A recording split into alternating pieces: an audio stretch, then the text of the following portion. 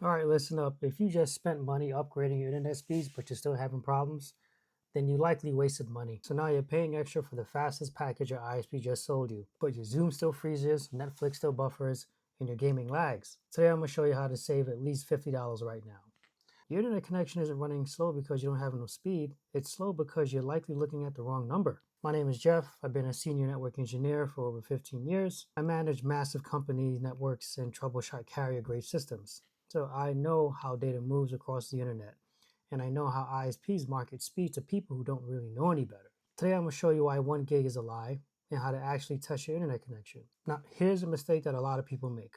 They think that bandwidth, the speed that you paid for, is how fast data moves. It's not. You could basically think of your internet connection like a highway. Bandwidth is how wide the highway is. Latency is the speed limit.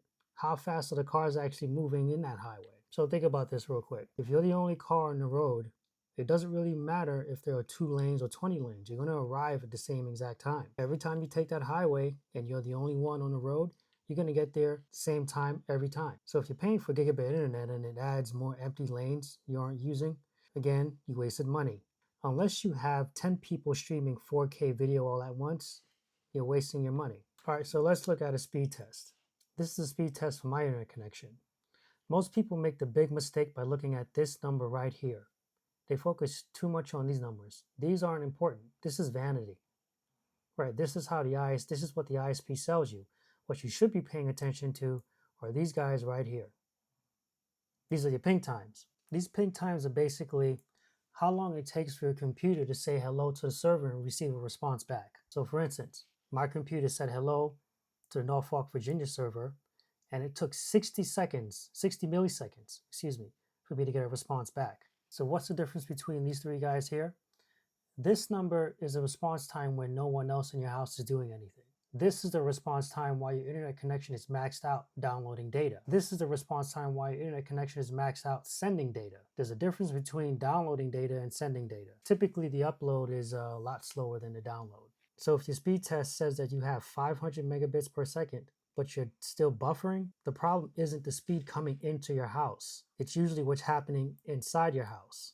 It's usually a Wi-Fi interference or something like that, something called jitter.